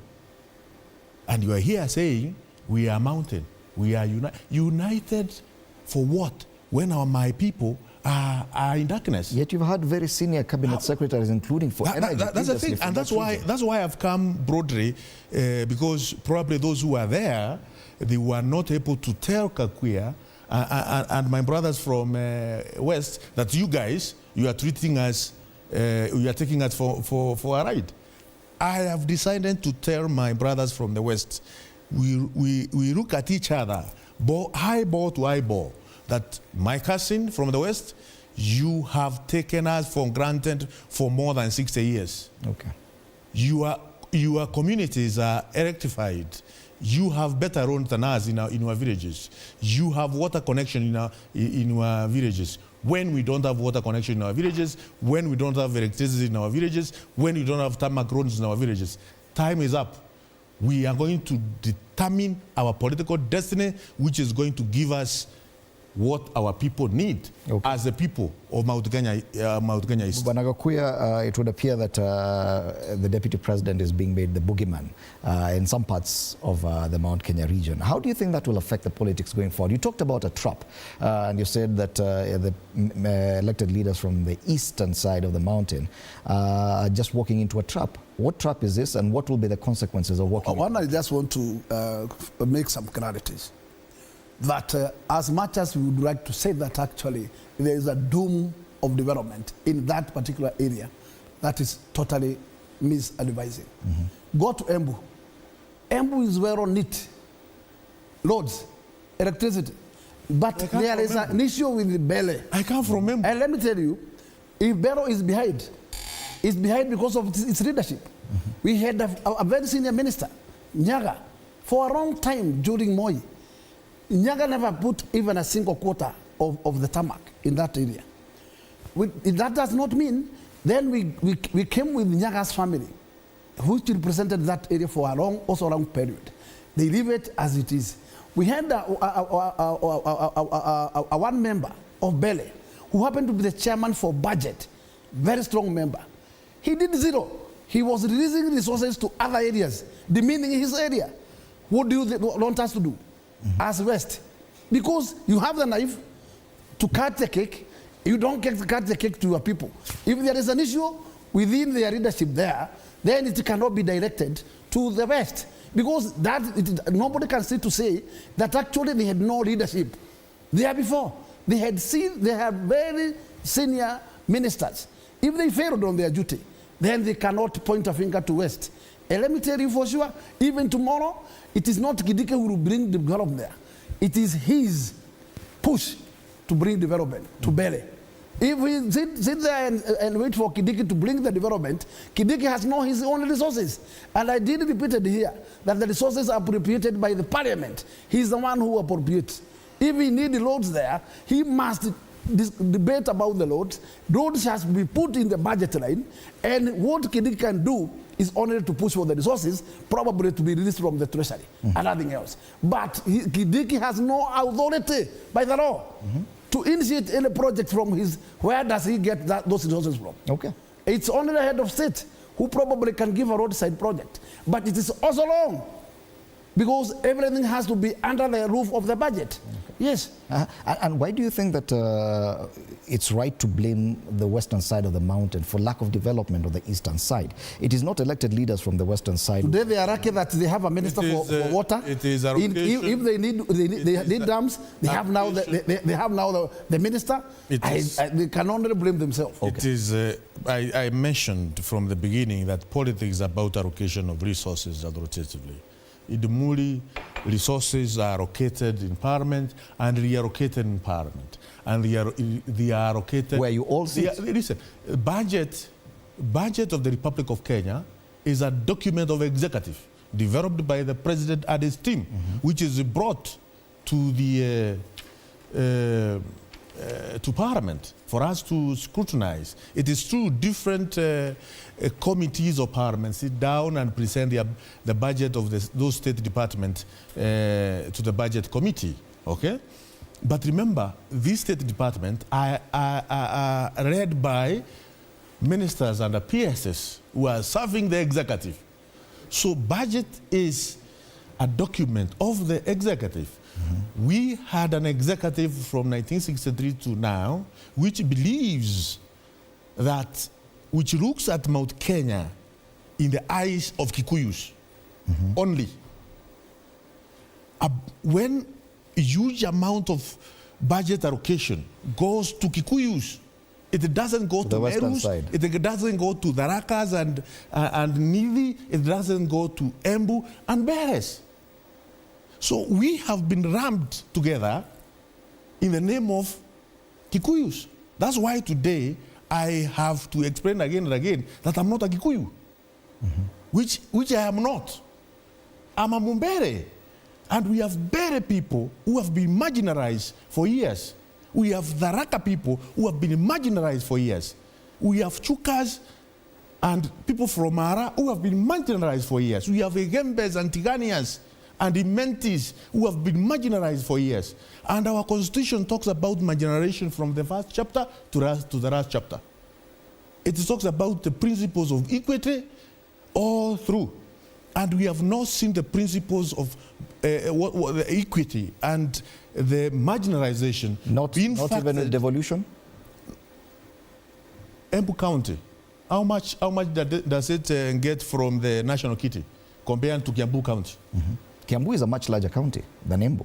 Yeah, but much more developed in terms of road infrastructure, in terms of water connectivity, in terms of roads, in terms of, almost all the kind of social amenities which are required. You will find them there. Okay? Today we are given every constituency. Is it fair to compare Embu to Kiambu constituency? Probably compare it to Kirinyaga, probably. Every constituency we are given for the 2 million for road maintenance. Road maintenance, regardless of the size of your constituency, regardless of the tarmac penetration in your constituency.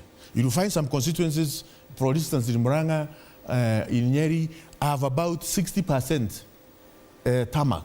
So 40% is what they are going to use for the 2 million in terms of grading and maraming. In my constituency, is about 98% of roads are not made, are not properly taken care of. Will, for the 2 million, take care of one road of about 60 kilometers? No. So we are in perennial state of poor roads in our constituency, and we are told we are part of Mount Kenya. Did this realization just come? Kenya, we have refused to be part of that. Did this realization just come this year? Did this realization just come this year? Because it appears it came only after the relationship between the president and his deputy went south. I have been in parliament for 2 years now. I have seen how the resources are allocated. I have agonized again and again how these things can be fairly, equitably, resources are allocated. I have realized there's always political narrative on how the resources are allocated.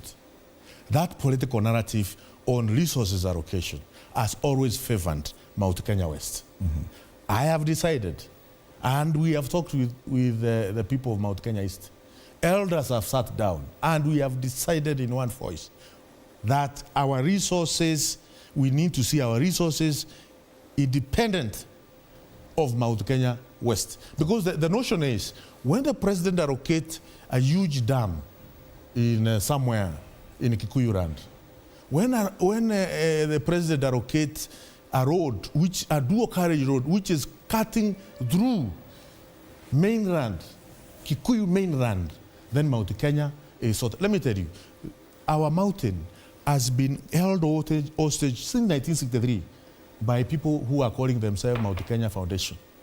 Rich, Kikuyu, and Gema Feroz, who determines who to be in a cabinet, who to be in a principal secretary, and who get tenders, huge tenders of billions of Kenyan shillings. Once they get huge tenders, and who is government, they don't care whether the very poor in Ngarwe Ereri, the very poor in Mumenje, whether they have water, whether they have roads, whether they have electricity, whether they have social amenities. Okay. And they will be mobbed emotionally that we have to unite because we are one group. If we don't unite, we will perish, we will be fought. That kind of unity.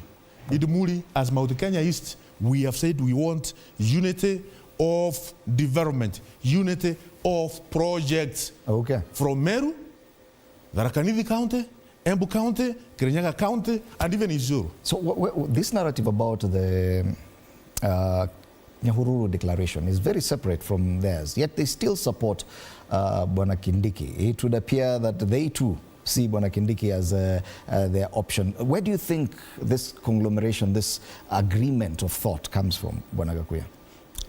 One, let me just go at a niche back and just make some clarities here. Kindiki has been in the office for the last 2 years. He has a docket that he stands for. And I believe if the East has been experiencing issues to do with development, and they thought that Kindiki could be able to unlock, I don't think that there's anything to hesitate from approaching him and at least help them to unlock them. At the end of the day, any single process of budget making, any project must emanate through the right ministry. If it is roads, it must come through the Minister for Roads. If it's a matter to do with electricity, it must come through the line of energy. And that's it. And that's how the representatives of those cabinet ministers, they are the ones at the top level which present their budget to the executive, and that from that point it trickles now to the parliament. And I can tell you, if you have not taken the right job for you to push for your project through those ministries, then you cannot stand to complain and blame anybody. Because at the beginning, now the budget is coming, process is coming, cycle is starting. You must start with that level. And then you make sure that you protect your project from being deleted out of the budget line. That is your business as a member. But you cannot stand to clamor at any stage, because it is your business to make sure that your constituency is a beneficiary of the budget cycle. And nobody else will do that. Because me, I will fight for Embakasi North. He must fight for his rights of his constituency. And the other one will do so. And let me tell you, the demand is too high. And the supply is very little. And therefore, it depends on how you craft yourself, pressure you put to that system, so that your projects can see the light of the day. I can tell you in the Muri, you may have very good project, and then there is a failure of what we call fund release. Like the last financial year we closed a financial year with a shortfall of 218 billion Kenya shillings. Projects were left empty. Would you still go to blame Gachagua? Will you just go to blame anybody?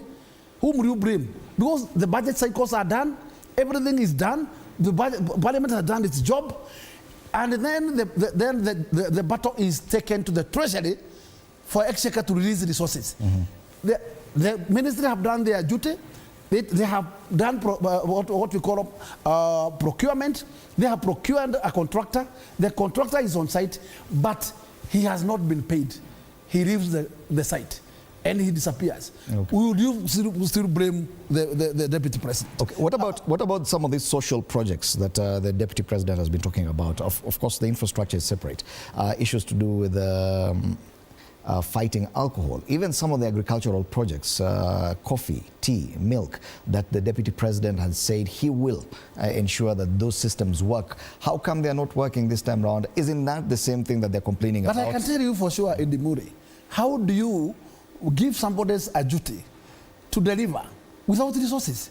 In the whole cycle of coffee sector, there was 4 billion allocated for that particular sector in the last financial year. The last financial year ended with only a release of 500 million, with a shortfall, with a deficit of 3.5 billion. How do you achieve that particular line of duty without those resources? It has the resources. The work has to be followed by resources. And if you give somebody a job, fail to give him the resources, how do you? There is no miraculous that somebody will be able to deliver without the resources. And this is what we are saying. Yes, you have given the deputy president duty to make sure that the tea is working, to make sure that the milk is working, to make sure that even the coffee is working.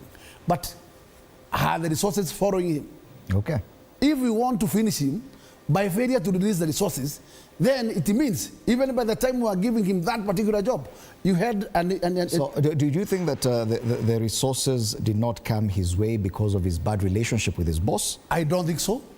But the answer to me is not sure, because resources went to those other areas, went to those other sectors, but the resources never met his but actually I would say, because the failure of the resources were not only in the coffee sector, because you realize in the area of even what we call county aggregation centers, there was a big deficit where the year was closed with only a release of 1 billion out of 4 billion.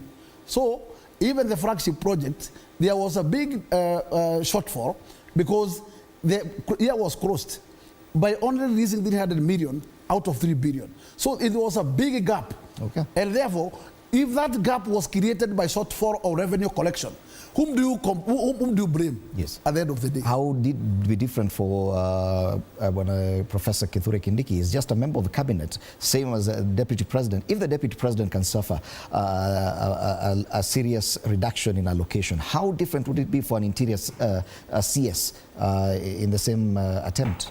I want to answer your question, but before I answer your questions, allow me to say something before it.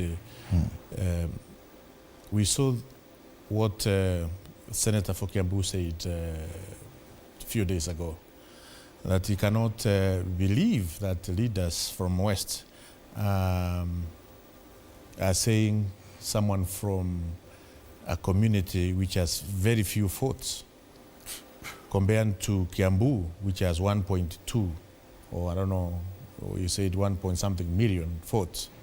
You can see the contempt which our cousins from the West give us, people from Mount Kenya East, that the people from Tharaka Nithi County are few, and therefore they don't merit to hold any position, or they don't. They are few. Do you agree with that? Their few should not be.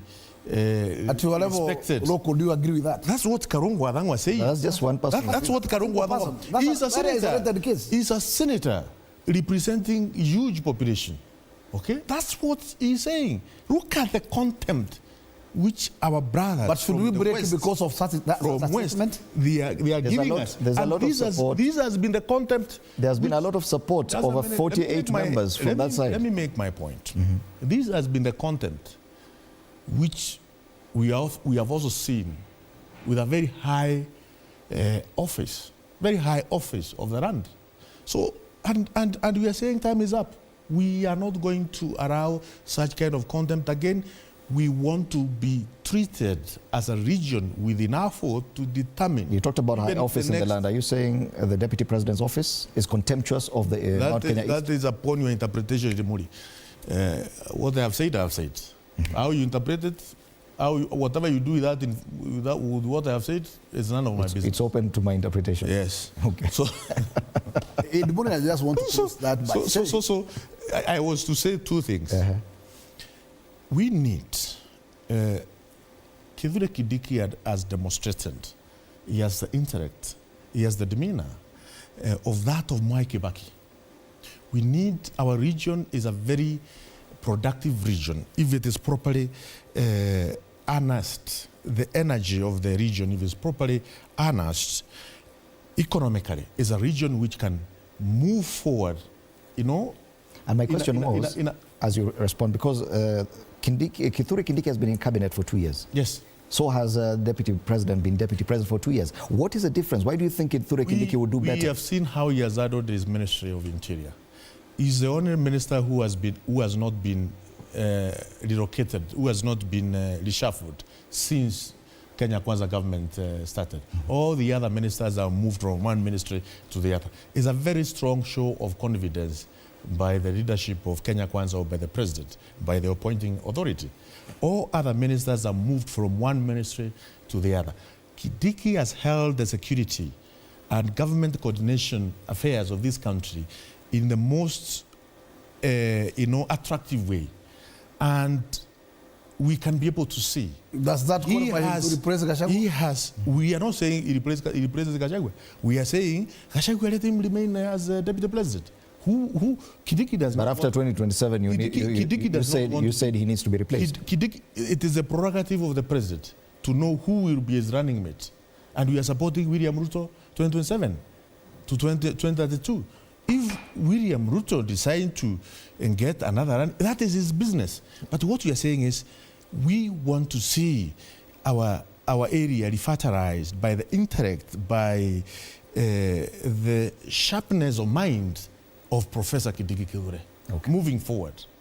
Okay. We have about 6 minutes. In the media, I think there is nothing wrong. And that's a healthy politics. And if time has come, and East have decided that they should walk their own. I think there has never been a caveat towards that direction.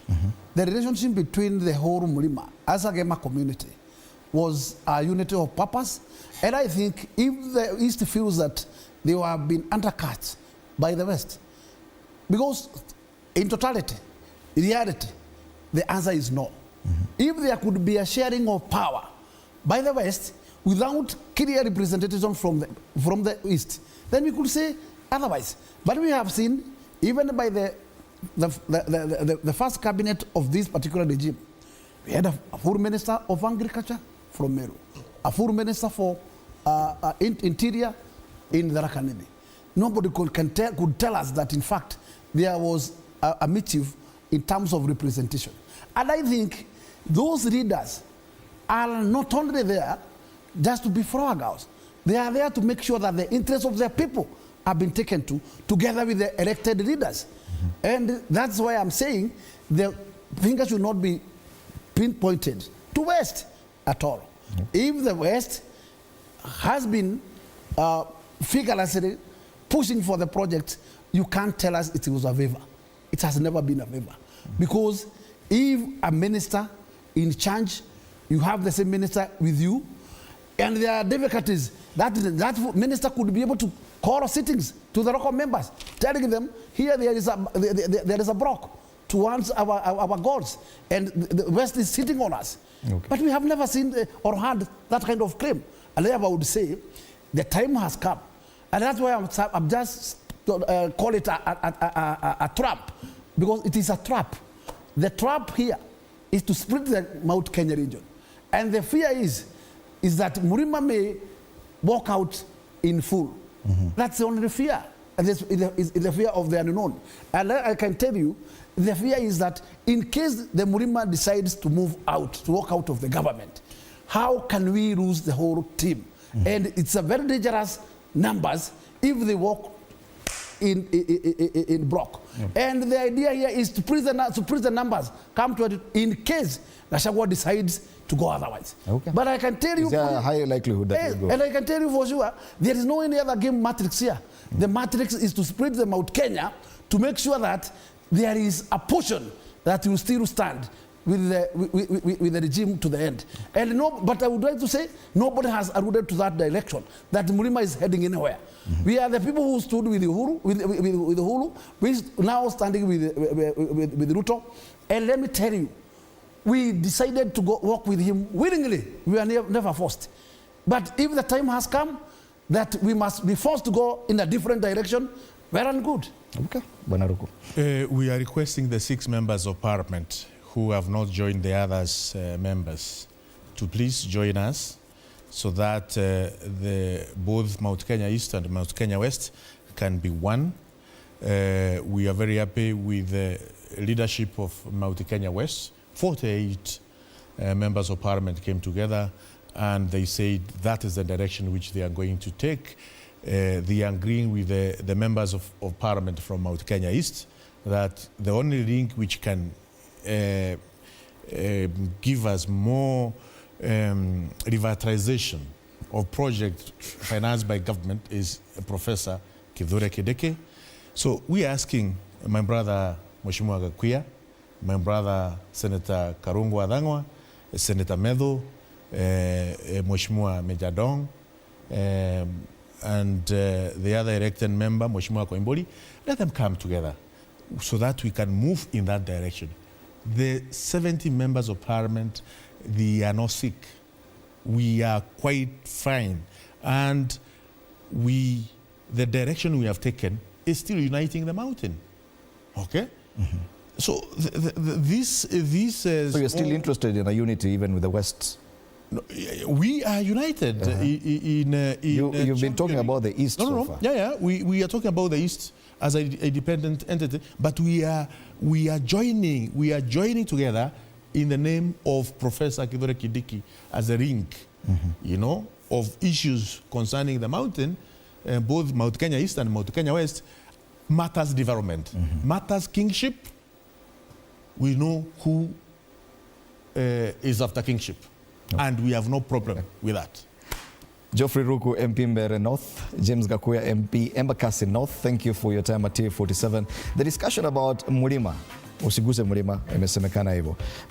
The politics in Mount Kenya region getting very interesting by the day. Now the split between the East and the West, this will continue being a discussion throughout this week, even as we continue taking a look at the first 2 years of President William Ruto's administration. Of course, the big news today has to do with the standoff between the judiciary and the police service, and that discussion too will